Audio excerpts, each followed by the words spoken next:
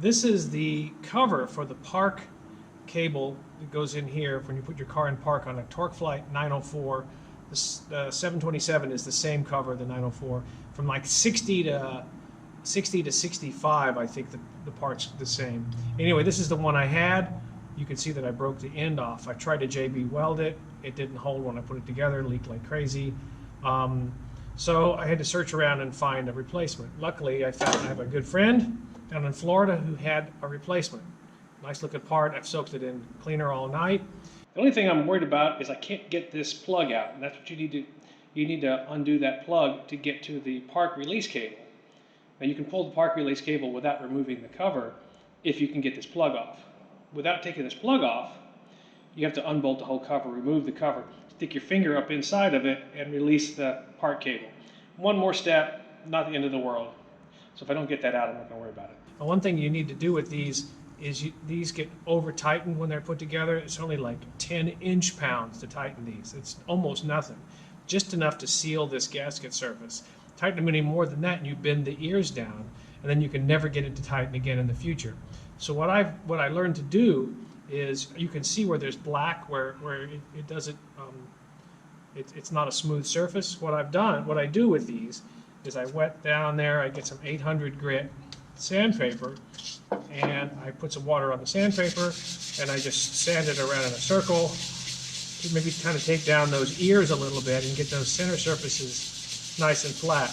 I'll sand like this for 10, 15 minutes because I don't want to cut really fast. What you want to do is sand for a couple of minutes, wet in the circular motion, and then kind of look and see. Take a towel, wipe the gook off, take a look at it, and see that it's nice and shiny here, around the bolt holes. It's all nice and shiny, but it's dull in between the bolt holes, which tells me that that the bolt holes are high spots, and it's probably not going to seal as well where these low spots are. So back to my wet sanding. This takes a while. You gotta be patient, not be in a hurry, and keep track of where those spots are, like there and there. So that's where I want to put probably a little more pressure.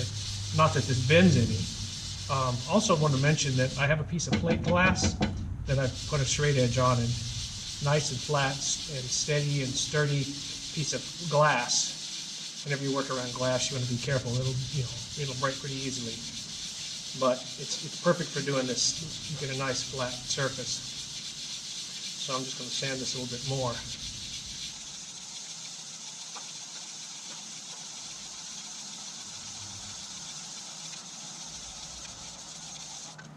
Wipe it now and then. Wipe all the stuff off. See what you're doing. And you can see that that's still high, but it's kind of getting shiny around the edge there and the edge there. If you want to check it, you can put a straight edge on it and hold it up to the light. And if you can see light through the crack, you still got a ways to go. This is getting really darn close. So you can see that I got just a little bit there and a little bit around there and a smidgen there. So I'm getting there. A couple more minutes of circular on this sandpaper. You could use coarser sandpaper or finer sandpaper. This is actually what I had on hand, so it's about right. It seems to be doing the job pretty well. It doesn't cut too fast. It might be easier to use something that was a little coarser, but I don't know. I'm learning as I go too, so this seems to work okay.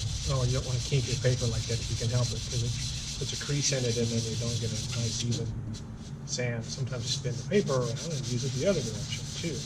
That helps. Keep it nice and wet.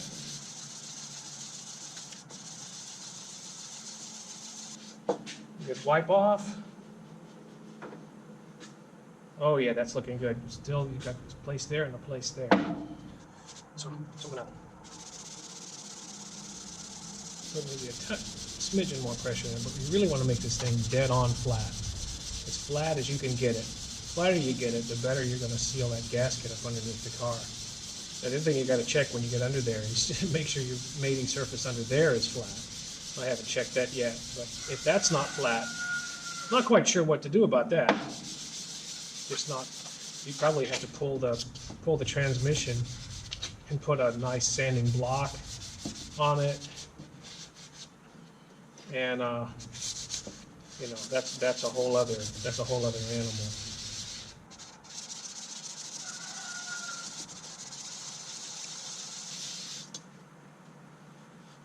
Down. How are we doing?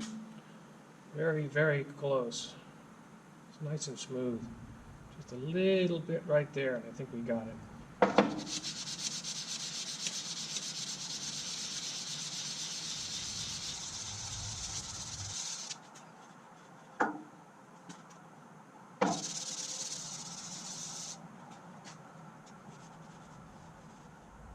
Boy, I really want to call that done, but it's still not done there, and that's where I think it's probably going to leak if I just put it together without finishing.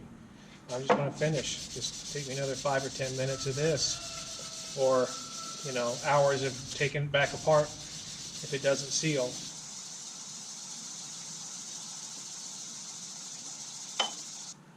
One of the things you can do too is you can wipe it off, clean a section of your glass, and put it down on the glass and see if you can rock it back and forth at all.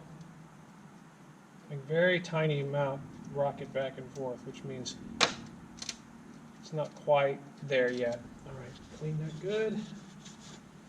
Get more crud in there. Get some of my sandpaper. When this is done, it should sit totally perfectly flat on the glass. You can trick it with a straight edge, but the glass is good too. If you can't feel it rocking at all on the glass, you're pretty much there.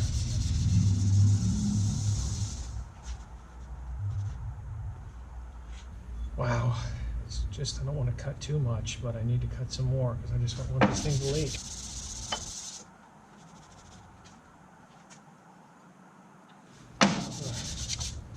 Patience, patience, patience. But I don't really want to be patient.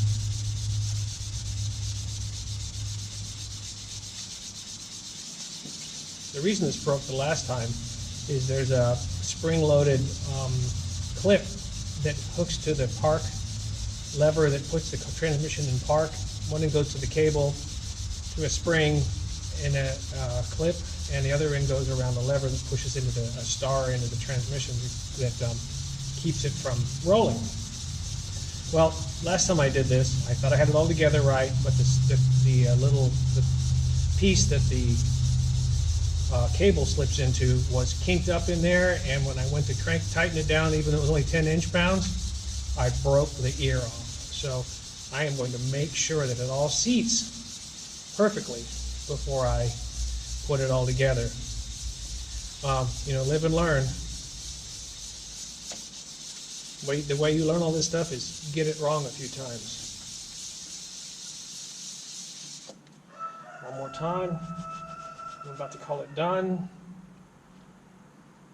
Man, that is just so close. There's just a tiny bit there and a tiny bit there. Do I want to mess with it? I don't know. I'm going to stop the video for now. We'll catch up later.